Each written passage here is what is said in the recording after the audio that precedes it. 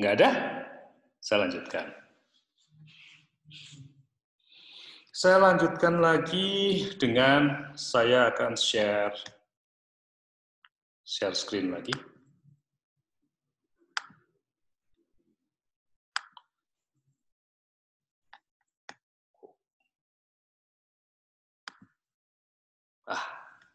Kelihatan ya? Ini yang baru tadi kelihatan ya? Screen saya kelihatan ya? Kelihatan, Pak. Oke. Oke, berikutnya adalah saya memberikan satu contoh lagi adalah tentang perencanaan tapak pada area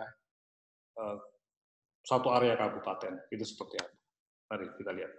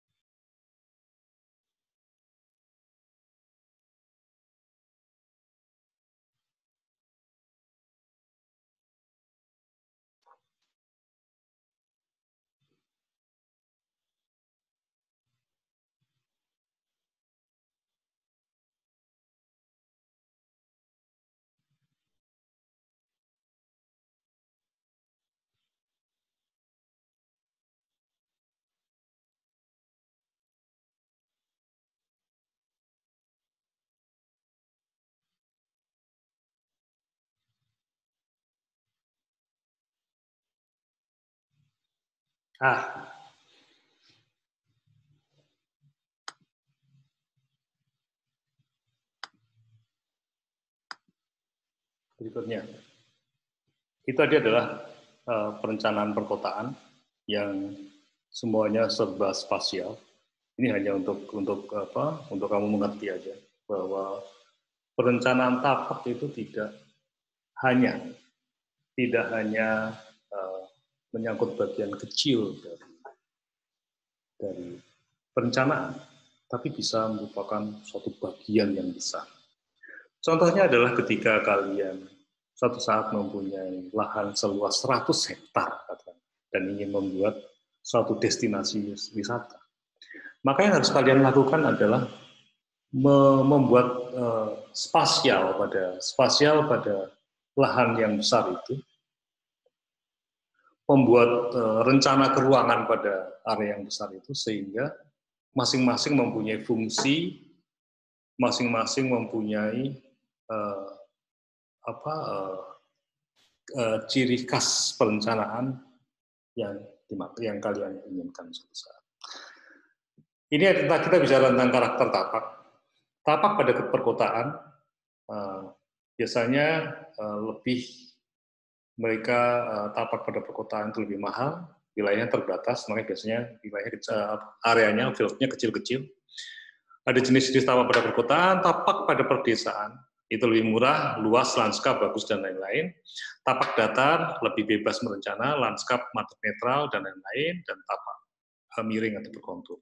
Kontur merupakan perencanaan utama dan tidak bebas, tapi lanskapnya bagus. Ini adalah tapak yang akan kalian temui suatu saat. Sekarang kita bicara tentang potensi tapak. Ketika kita bicara tentang kita mempunyai luasan lahan yang cukup besar dan kita akan merencanakan dan merancang sesuatu di atasnya, maka kita harus melihat potensi pada tapak tersebut seperti apa. Ada apa di atasnya? Apakah ada danau di atasnya? Apakah ada vegetasi di atasnya yang unik? Apakah ada di atasnya satwa endemik yang sangat unik, dan lain-lain sebagainya. Faktor-faktor tersebut adalah tanah dan topografi. Salah beberapanya adalah tanah dan topografi. Hidrologi, klimatologis, matahari, angin, hujan dan kelembapan, vegetasi, dan estetika. Nanti ini akan saya share lagi di YouTube saya, dan kalian bisa ulang lagi di sini. Next. Kita akan bahas satu persatu. Topografi. Topografi secara ilmiah artinya adalah studi tentang bentuk permukaan bumi. Tuh.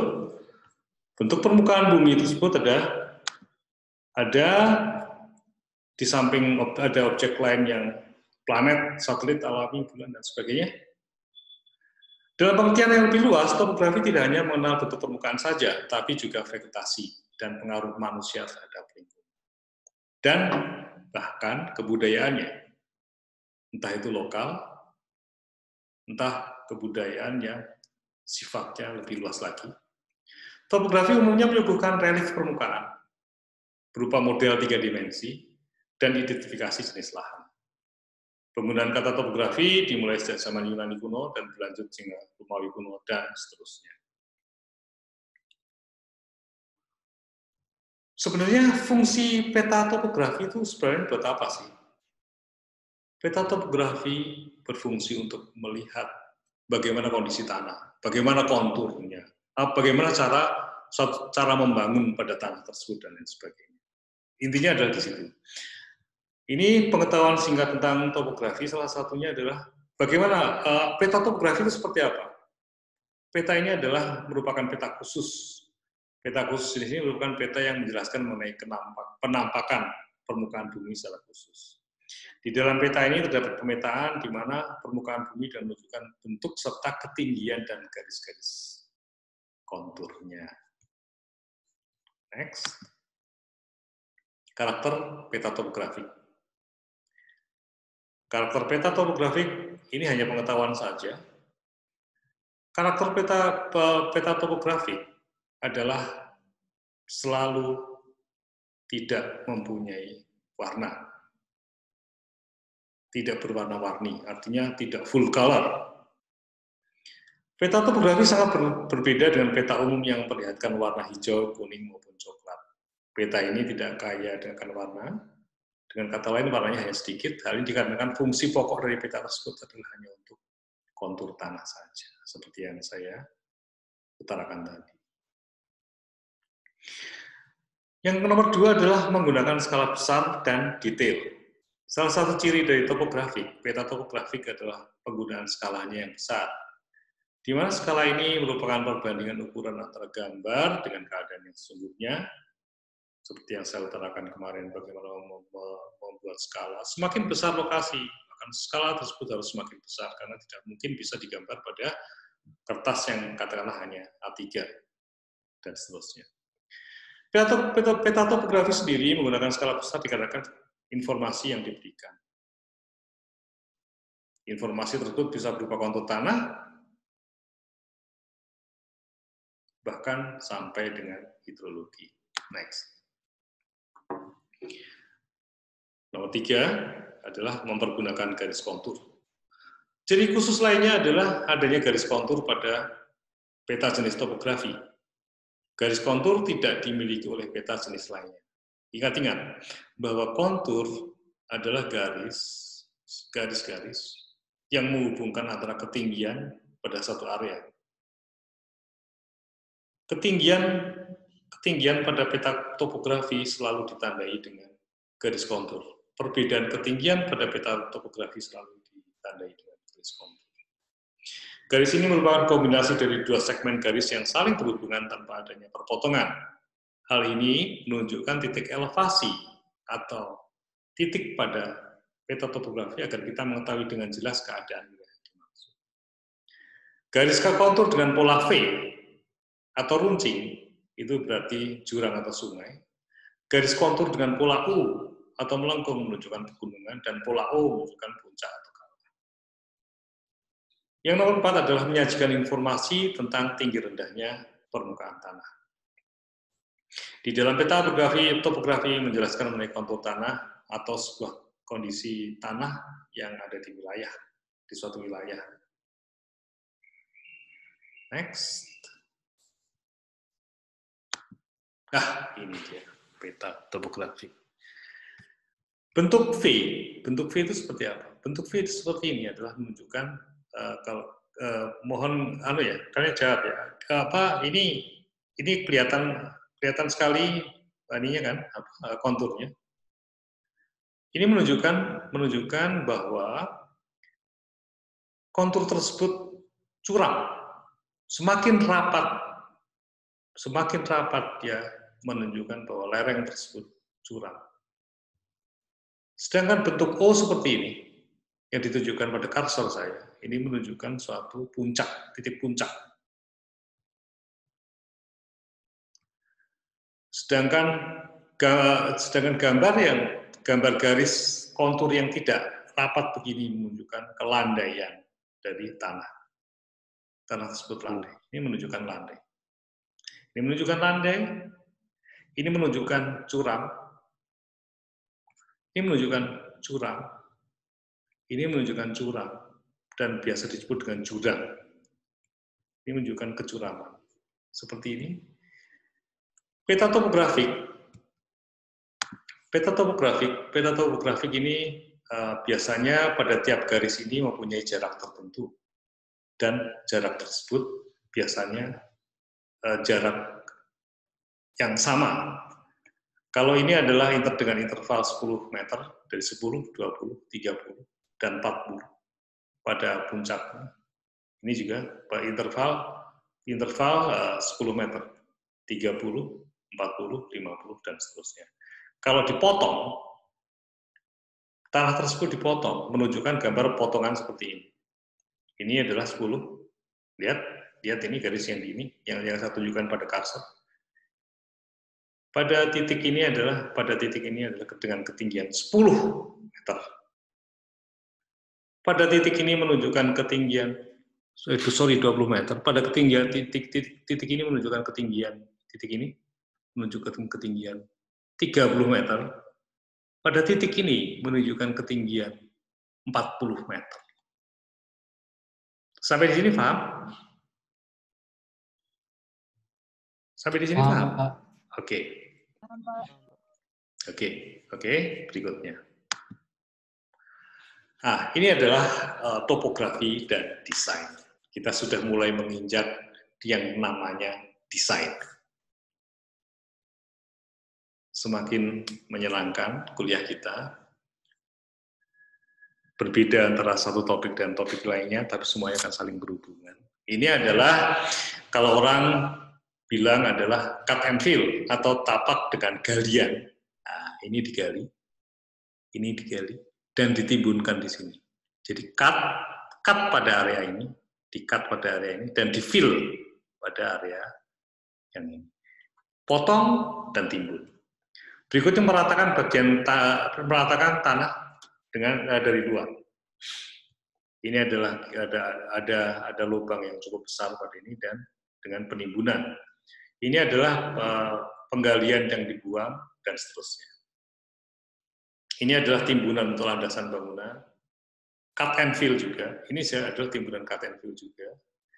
Ini adalah timbunan yang dengan cut and fill juga. Pada area ini adalah area-area cut and fill. Ini adalah kalau penimbunan seperti ini adalah penyesuaian bangunan dengan kontur. Ini dengan memahatnya supaya terjadi perbedaan-perbedaan tinggi. Kalau ini adalah berhubungan diagonal, kalau ini adalah berhubungan tegak, dan seterusnya. Jangan khawatir, nanti saya bagi. Ini adalah tentang penyelidikan tanah. Masih berkaitan dengan tanah. Fungsi teknisnya adalah menentukan kapasitas dukung tanah, daya dukung tanah menurut tipe fondasi. Menentukan tipe dan kedalaman fondasi, mengetahui posisi muka air tanah untuk mengetahui besarnya penurunan, dan yang 5 adalah menentukan besarnya tekanan tanah terhadap dinding penahan tanah atau pangkal jembatan atau abutmen dan lain-lain. Menyelidiki keamanan satu struktur bila penyelidikan dilakukan pada tanah yang telah ada sebelumnya. Penyelidikan tanah berguna untuk menentukan letak-letak saluran, gorong-gorong, penentuan lokasi, dan model bahan timbunan yang lain. Penyelidikan tanah terdiri dari 3 tahap, yaitu pengeboran dan penggalian lubang uji, dan seterusnya. Ini adalah masalah teknis yang harus juga kalian ketahui. Tanah ada macam-macam. Ada tanah aluvial, andosol, entisol, gramusol, humus, insektisol, laterit, latosol, litosol, kapur. Banyak sekali. Ada 18 tipe tanah, dan sekarang mungkin ada semakin maju model penyelidikan tanah, mungkin sekarang sudah cukup ada tambahan lagi tentang tanah. Mungkin ada potsolik merah kuning yang berpasir dan lain-lain. Dan pengetahuan tentang keberadaan sekarang adalah hidrologi. Tadi tanah, sekarang hidrologi. Hidrologi tapak adalah pengetahuan tentang keberadaan air pada satu tapak di atas atau di bawah permukaan. Sangat diperlukan karena mempengaruhi perencanaan tapak. Merupakan sumber daya visual dan rekreatif. Kalian bisa membayangkan ketika ada satu area yang mempunyai danau, di mana danau tersebut sangat cantik. Maka sebenarnya pada saat perencanaan ini bisa menjadi suatu potensi yang menarik untuk pengolahan lahan pada area tersebut. Makanya Pak Hidrologi Tapak juga menyebutnya dengan sumber daya visual dan rekreatif. Ciri hidrologis yang dapat dianalisis untuk rancangan tapak yaitu air permukaan, mata air, kolam, dan lain-lain, dan air dalam.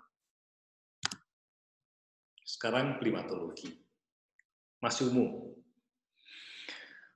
Iklim, yaitu keadaan cuaca pada periode tertentu. Cuaca, yaitu keadaan atmosfer pada saat tertentu. Dan ada 2 tingkatan iklim, yaitu iklim makro dan iklim mikro. Nah, sebenarnya seperti apa sih iklim makro sama iklim mikro? Ini gambarnya seperti ini. Ketika kalian di rumah kalian tanami dengan pohon-pohon yang sangat banyak. Yang terjadi adalah di rumahnya kalian pasti lebih sejuk ya. Tapi ketika di kampung kalian itu tidak ada yang menanam, hanya di tempatnya kalian, di rumah kalian aja yang kita menanam. Iklim mikro adalah iklim yang ada di rumah kalian. Sedangkan iklim makro adalah iklim yang ada di kampungnya kalian itu. Apakah kampung itu sama dinginnya sama rumah yang ditanami dengan tanaman yang banyak sekali itu? Tentunya sangat berbeda.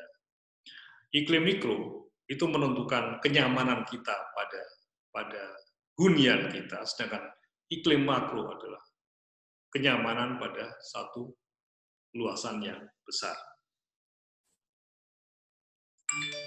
Dan itu semua sangat berkaitan dengan garis bintang, garis tapak untuk makro. Oke, berikutnya. Ini tentang matahari. Pada halaman 120 dan 120 sampai 124 pada perencanaan tapak Joseph de Chiara dan Koppelman. Ini pun nanti akan saya bagi bukunya. E-book, nanti kalian bisa melihatnya menjadi patokan seperti apa. Ini hanya sepintas saja. Berikutnya, lintasan matahari sangat bervariasi tergantung pada lokasi tapak dan musim. Lokasi, bentuk, dan orientasi bangunan serta ruangnya harus memanfaatkan potensi termal, higienis, dan psikologis. Banyak radiasi pada tapak berpengaruh langsung pada suhu, pengendalian langsung untuk mengurangi radiasi matahari, peneduhan orientasi bangunan, dan struktur. Oke. Orientasi matahari, masih di orientasi matahari. Pada daerah dingin, ini kalau di gambar ini ditunjukkan dengan bayangan. Ini adalah area dingin. Ini adalah area dingin. Ini adalah bangunannya, sehingga orientasi bangunan menunjukkan memanfaatkan pada pola dingin pada satu kawasan. Daerah dingin mengurangi area permukaan bangunan akan mengurangi exposure terhadap suhu yang rendah. Memaksimalkan serapan radiasi matahari, mengurangi kehilangan panas oleh radiasi konduksi dan penguapan, menyediakan pelindungan. Ini untuk daerah temperatur sedang. Ini nanti bisa kalian pelajari sendiri, tidak begitu signifikan. Untuk daerah panas lembab, ini yang paling penting. Bentuk bangunan memanjang arah timur-barat dengan bidang timur dan barat sekecil mungkin. Jadi ketika matahari, kita mempunyai bangunan yang berorientasi pada arah utara dan selatan. Arah utara dan selatan. Ini matahari. Kita orientasi bangunannya adalah arah utara dan selatan. Maka dari timur matahari muncul, pada bidang sebelah timur ini akan selalu kena matahari sampai jam 12. Begitu juga Pak, ketika dia tenggelam, maka mulai pada jam 1 sampai dengan jam 5 sore, ada sisi sebelah barat. Itu juga akan terkena matahari.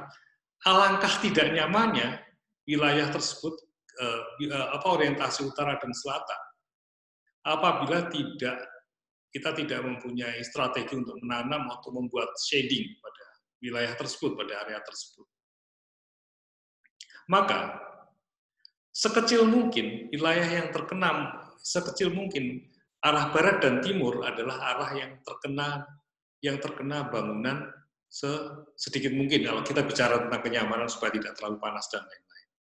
Artinya, bidang dinding yang kecil selayaknya pada wilayah barat dan timur, sedangkan dinding yang besar menghadap wilayah utara dan selatan.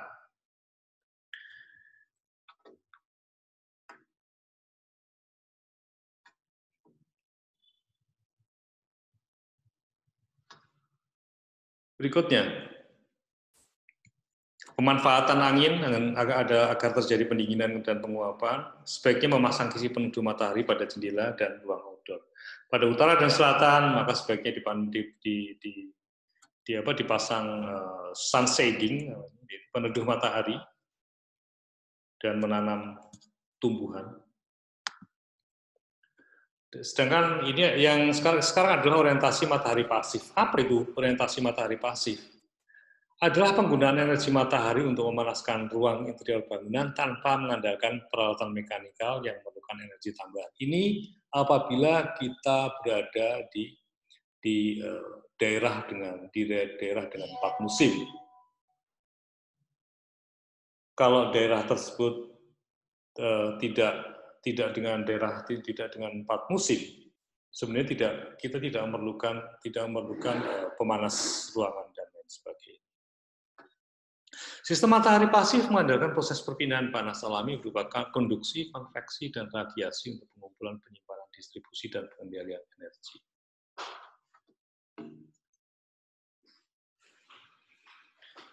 Terdapat hubungan antara matahari, ruang interior, dan sistem pengumpulan panas, dan lain-lain. Ini apabila kita memakai, kita berada di negara dengan 4 musim.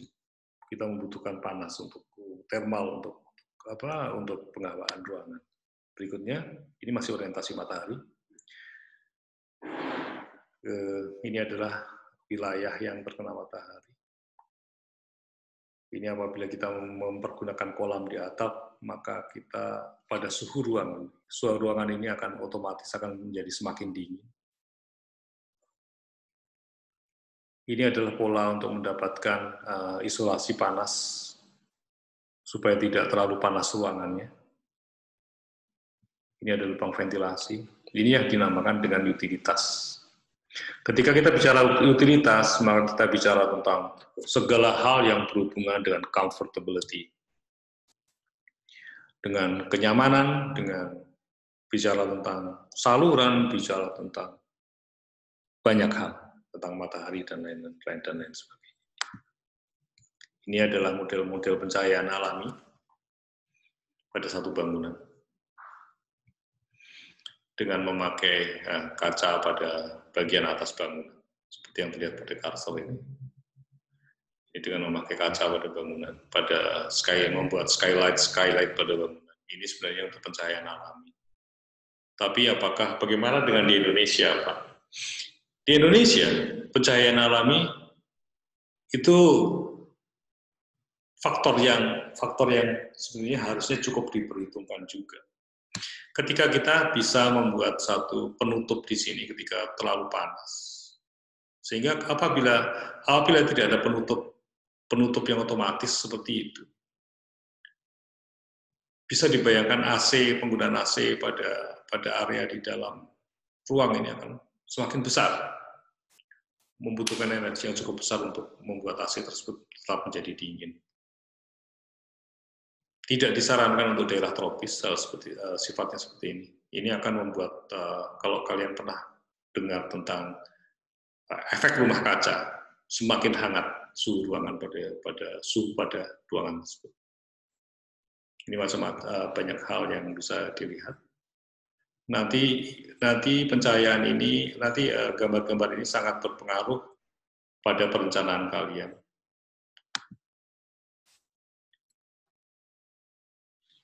Kita selesai di tahap ini 1 jam, pas 1 jam. Ada tugas yang harus kalian kerjakan. Untuk ini kalian kumpulkan hari Senin, dan untuk tugas berikutnya hari Kamis minggu depan adalah tugasnya seperti ini. Kita sudah mulai bicara ke desain. Kita sudah mulai bicara tentang arsitektur. Nanti akan saya share. Kita bicara tentang arsitektur. Tugas pertama tentang desain yang harus kalian lakukan adalah membaca banyak hal tentang arsitektur.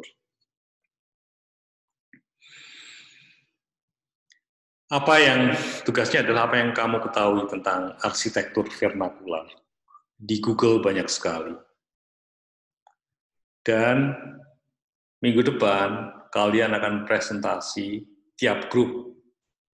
Tadi saya sudah dikasih nama grupnya by Debbie, ada 9 grup. Masing-masing 15 menit untuk mempresentasikan tugas tersebut. Kira-kira